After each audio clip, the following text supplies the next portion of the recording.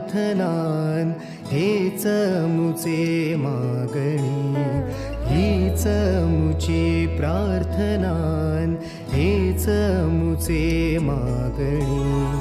माणसाने माणसाशी माणसा सम वागणे.